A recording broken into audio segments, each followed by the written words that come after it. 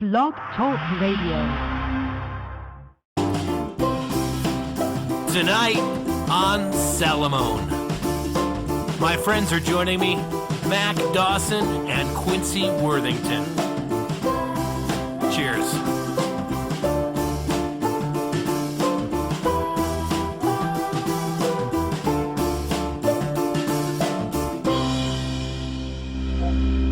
Hey, thanks for tuning in. We have another great panel for you this week.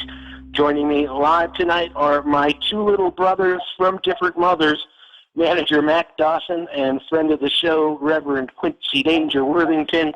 Hey, welcome, gentlemen. Hi, thank you. Thanks for having us. Yeah, thanks for being here. Now, full disclosure, I have two younger half-brothers in real life, and that makes one whole brother, but I love those guys dearly, and I mean no slight towards them when I refer to Mac and Quincy as my little brothers from different mothers. But it's important to point out that Mac and Quincy have become family to me, and there aren't a lot of great ways of expressing that, so pardon the expression. But I wanted these guys on the show tonight because there's a lot of current events that I want to discuss that involve family and fatherhood. Mac and Quincy are both loving fathers and husbands with close relationships to their own fathers. And on top of that, they've got giant hearts, which I just admire so deeply. And they're interesting and funny fellows, so that's a bonus. But before we get to the serious topics, I want to start with a little lighter affair with a game that we started playing due to some listener mail last episode that we call Nanny, Nanny, Na-Na. Guys, this is how it works. I'm going to read a topic and then ask you a question on that topic, and then I'll call your name for your response. It's kind of like the lightning round on the McLaughlin group, and we have theme music.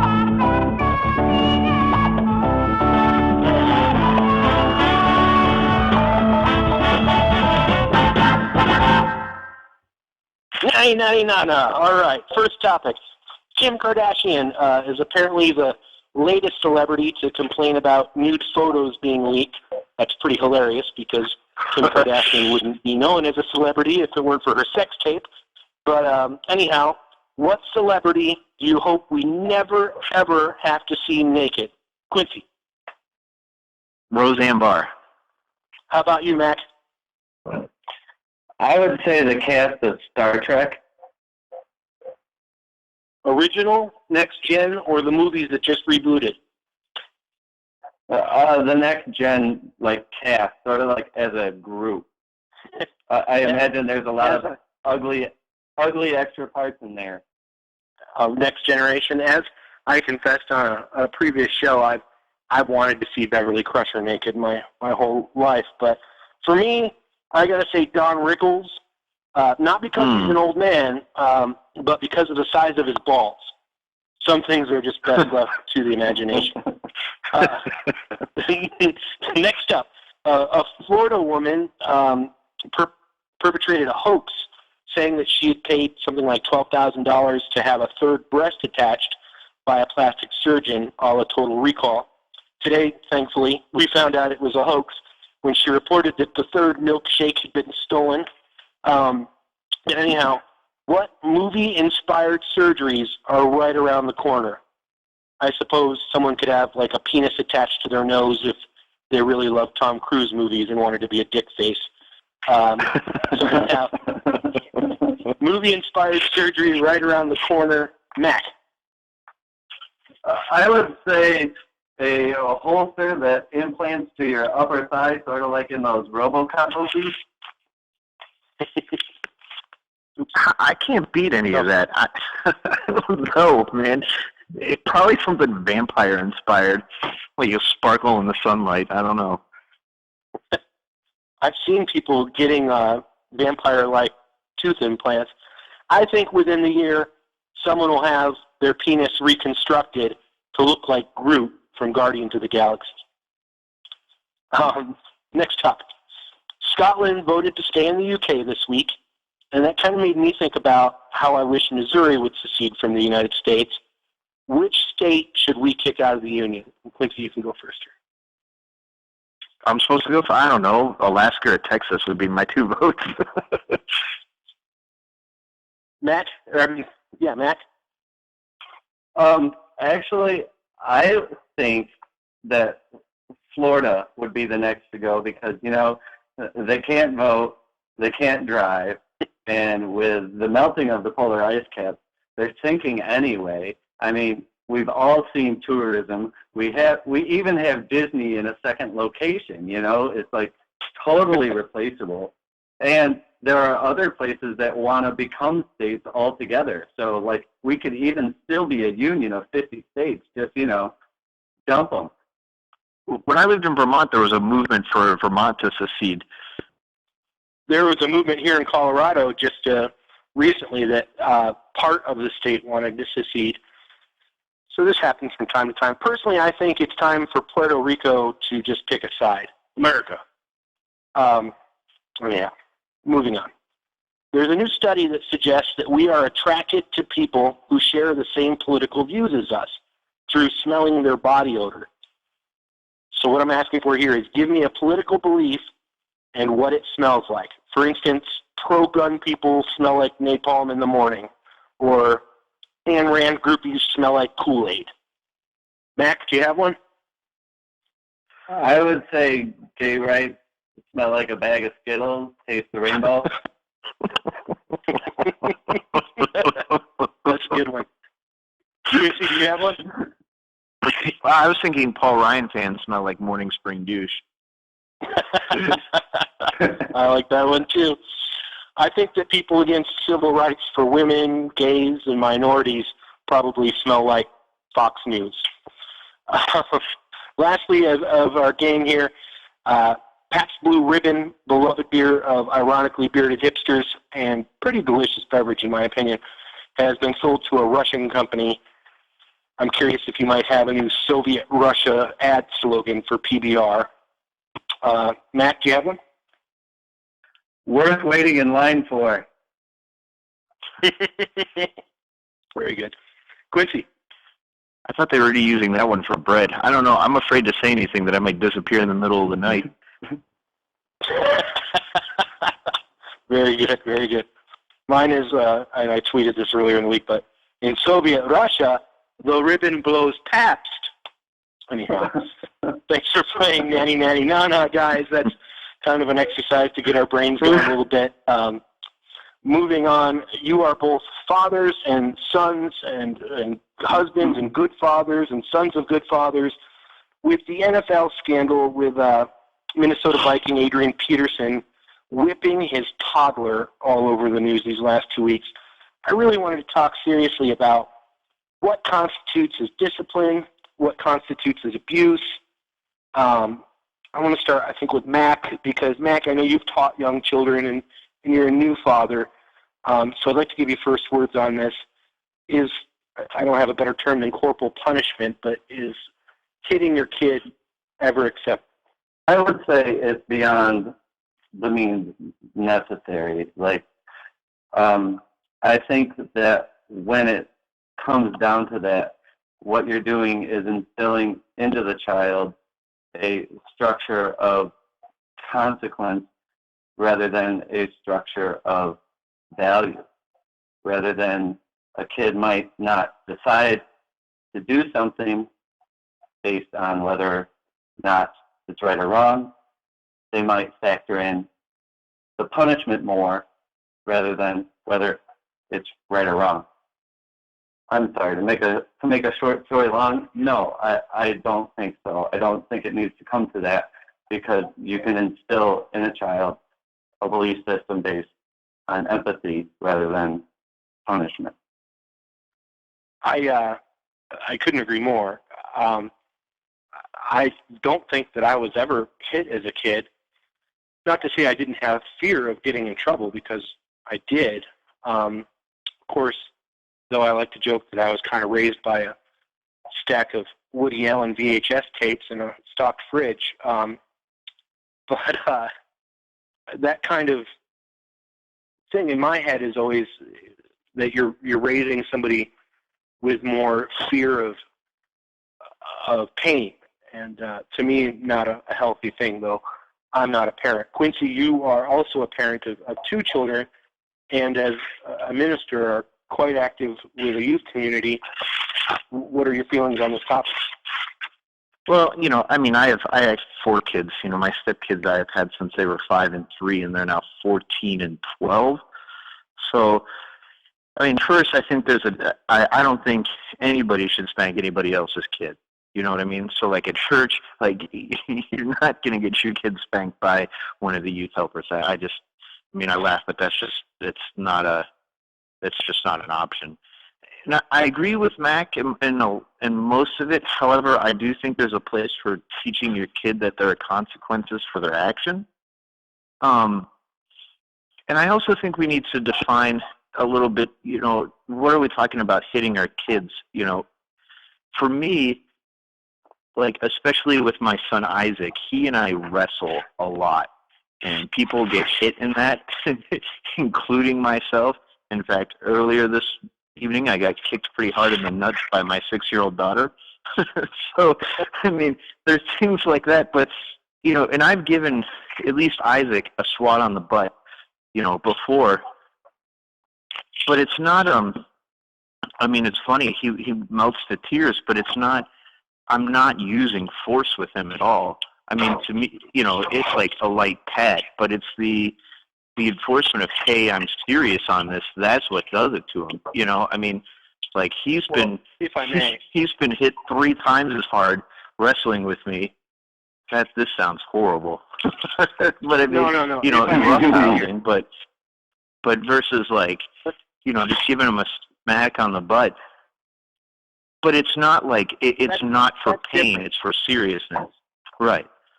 That's different. As so is, especially little boys need to roughhouse. I think that's an important part of us getting out some of that early testosterone energy. But this I almost said Ray Rice. That's a different NFL scandal. This Adrian Peterson scandal. His son is 2 years old, and he was using a whip on him. So yeah, see, excuse my language, but that's bullshit. Yes. We're not that's exactly. Your kid over the knee and just giving them a show spanking, which I think is how most parents handle the situation. This is actually giving the kid I don't have a better word than beating. Yeah, and that's what I mean. Like, I think we need to be careful when we say hit the kid, because some people could mean, a swap on the butt that doesn't even leave a red mark as hitting your kid, versus, I don't think you should leave a mark on your kid. I mean, I've hurt my kids roughhousing, and I've felt like the worst person in the entire world. I couldn't imagine doing it out of anger or punishment and I can't remember the studies, but somebody showed me a study while I was in seminary showing that, hitting a kid like that actually reduces their IQ.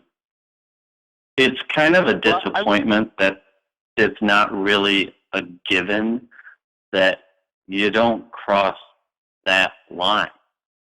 It's almost a bit too much. Like leaving marks on a child like that is unacceptable. Yeah. And that kind of brings me to a side topic here. Mac's been a teacher. Quincy is a teacher of the religious variety. I've taught children. I don't think it's ever appropriate for, as Mac said, or maybe it was Quincy, but one of you said to ever hit another kid, another person's child. But what are our responsibilities for when we see this in another family? Like a kid comes into your classroom or your church, and they've obviously got signs of possible abuse. For any listeners out there that need to know the steps, let's just at least quickly talk about that. I think this is what it is. You call Child Protective Services and just report your concern. I believe you can do that anonymously. Have either of you guys ever had to make that kind of judgment call? I have not, but I am mandated both by secular and religious law, like the Constitution of the Presbyterian Church, that if I suspect or see child abuse, that I have to report it. I could have my ordination renounced if I don't. Yeah, there are a lot of systems in play where if they find out somewhere along the line that you might have had the possibility of finding out and you didn't report it, you can be just as liable. So if you see anything like that, you really need to get on it, because it's almost like you're contributing to an ongoing communication of what's going on in the kid's life to the higher-ups who might be keeping an eye on it. Like, there might be people who are looking for it that you don't know about, or it might be a new thing. Either way, it's got to get reported.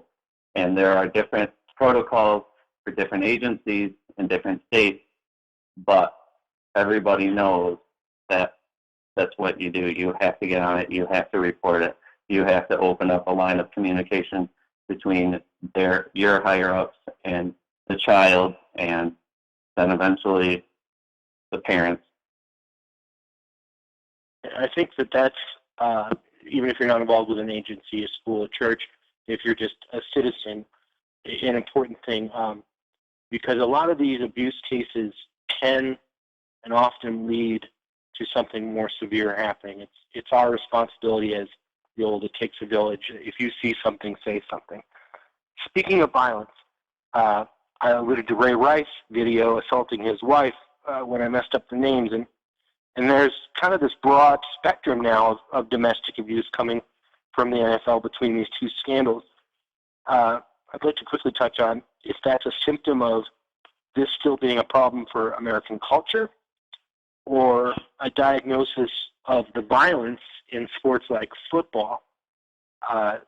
Personally, I think it's both, and I think that's a fine answer to give. And I think it's our responsibility as men who don't partake in that type of upbringing or lifestyle to speak up against it. If either of you have anything you want to say on that topic, please just jump right on. I agree with you as well. I think it's a combination of emulating our heroes in the NFL, and it's a combination of our society and the possibility of upbringing. Like, it's always a question: is it the environment or is it the upbringing? It's probably both. But that too is another disappointment that we have to stand up and speak out against in every way we can.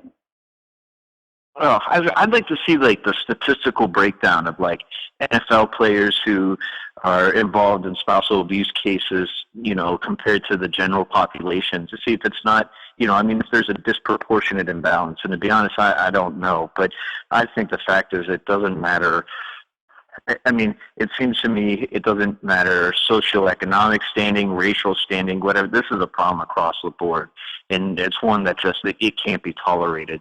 And Joe Biden, actually, who I don't normally say said something really intelligent, but he was being interviewed about it, and he said, we always ask the wrong questions about this, and there's no excuse or reason whatsoever. It doesn't matter what the woman was wearing or what she did or what. You don't cut your hands. First of all, I'm afraid my wife would kick my ass. Like, I think she would win that fight. I really do. But there's just no reason whatsoever for me to put my hands on her, period. Let's also keep in mind that it's not just guys who are getting mad at the TV or guys who are getting mad at their wives, NFL players and professional athletes who are beating their wives, or anything like sports related where it's the fans beating up on whoever. Violence against women is across the board. Like, yeah, this might be just the tip of the iceberg that we're looking at here. And I think whenever these stories come to a head, it's just a way of kind of reinforcing it in society's mind that this is an issue. And I don't think there would be fair statistics between the NFL and the general public, because spousal abuse and domestic abuse and child abuse is largely unreported. Most victims are deeply afraid of speaking up. So that's another instance where I think if you see something, it's your responsibility to say something. We've only got about 8 minutes left, so I'm going to move on because Emma Watson of Harry Potter fame gave a really great speech at the UN yesterday, inviting men to participate in the movement for gender equality. I'm proud to state that there are 3 male feminists speaking on this show tonight. I'm the oldest person here. I remember equal pay for equal work PSAs on television when I was a little kid. In fact, I watched a 40-year-old Batgirl PSA on the topic on YouTube last month. My question is, do you guys think that it will take baby boomers, the last generation, to grow up with these weirdly baked gender roles, as well as pre-civil rights America? Will the baby boomers have to die off before we see real civil rights progress in this country? I mean, even my mother, who made sure I had multicultural friends growing up and understood that she was a strong, single, working mother, she's got some really backwards views on gay and transgendered people. I think there's something wrong with the baby boomer generation because they grew up in the old ways. I don't see it in our generation so much. Do you guys have an opinion on that? What's it going to really take for this country to move forward? I don't know. I mean, it's interesting. Growing up, where I did and when I did, most of my friends' moms didn't work. I mean, they were all stay-at-home moms and homemakers. But part of the problem with, the economic situation for the middle class, which I'm a part of, I mean, we can't afford to have one parent stay at home and the other one work. I mean, you have to have two workable incomes. So I think just the nature of the way the economy is working now is going to affect that. But I mean, there are people our age that have messed up views on gender roles still. I mean, they're in the minority, but they're still there. At least I think they're in the minority. I would say that we're a ways off. I mean, we need it. Lord knows everybody deserves it, but I don't foresee it coming down the pipeline. I see these beliefs, having children who are brought up on these beliefs, and they have children who are brought up on these beliefs. I see it being a weed in our garden for a long time coming, and probably for as long as there are differences between us, there will be people who hate those differences. And I unfortunately think that Mac is right about that. So I think that's another instance where it's up to those of us who are balanced-minded and want us all to have equal rights and equal opportunities to speak up. And I've done it. You're in a group of people that are, I don't know, racist or homophobic, or dudes a lot of times will get on anti-women tirades. It's important that we say something, or at least don't just fall to the background and make sure that we know what's going on. Now, that's not to say jokes are jokes. I think you can joke about anything, but we all know those situations. And I kind of disparaged my mother there. I want to make sure that if she listens to this, I don't know if she does, Mom, I love you, and tomorrow's your birthday. I call you happy birthday. So we've got about 4 minutes left, so let's do one more topic, and kind of back to parenting issues. So Quincy and I are both big Doctor Who fans. I don't know if Mac watches that or not, but London's Daily Mirror newspaper had a piece yesterday about the show. Was originally a children's show, but now that it's too scary for kids. Now, I would argue it's always been scary. That's why I was glued to PBS watching Tom Baker growing up. Quincy, I think you told me you watched this with your son. Is it wrong, or should parents be shielding their kids from fear? And this kind of ties back to one of our earlier conversations, but in the realm of like storytelling or parable telling, should we shield them from Doctor Who or stories of fear? I think that the world itself is sort of rated R, and those rated R elements are going to introduce themselves to my child, whether I'm ready for it or not. And so I'd like to think I'll be there with him, sort of, to explain rated R elements as they come along. So, no, I don't believe in shielding him from violence and possibly gore and what have you. Yeah, watch 50s Westerns. Those are pretty violent. And my son's name is Isaac, which comes from a story in the Bible that my son knows about the father almost killing the son. So Doctor Who can seem pretty tame compared to a lot of that stuff. Right. I think the balance is how do you avoid coddling and then also spoiling a child, yet still practice teachings of nonviolence. Culturally, we've just all got to start agreeing that violence is always the wrong path. But I think especially a show like Doctor Who, which shows how intellect and creativity overcomes fear, it's okay to be a little scared there. Gentlemen, I want to thank you both for being here this week. I know that 30 minutes goes fast, and I had to cut you off a bit. No, thanks for being here. So that's our show. Big thanks to my friends for joining me this week, Matt Dawson and Quincy Worthington. Thank you. I'm Michael Salamone. I hope that you'll visit michaelsalamone.com and click on podcasts for archives of the show. But please, more importantly, I hope that you'll all be good to one another. Good night.